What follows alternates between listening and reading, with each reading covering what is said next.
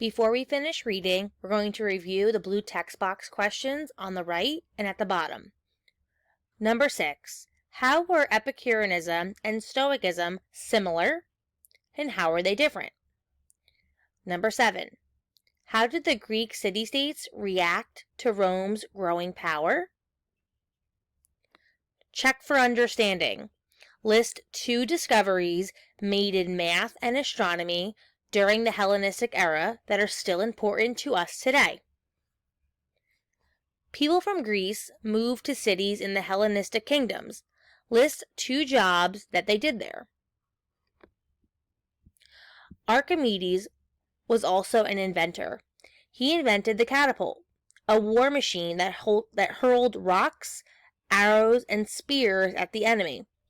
In 212 BC, the Romans attacked Syracuse. The catapults worked so well that it took the Romans 3 years to capture Syracuse. Finally, the Romans got inside the city walls. They massacred most of the people, including Archimedes.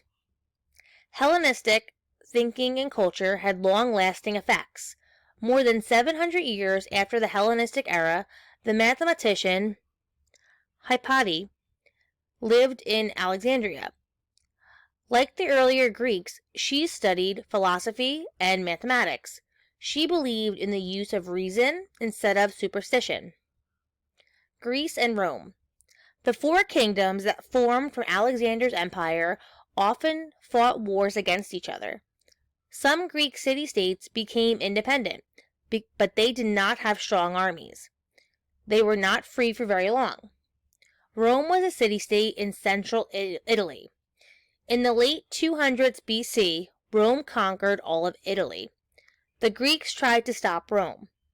They supported Rome's enemies in war. The Romans won all those wars, though. Soon, Rome gained control of the Greek mainland.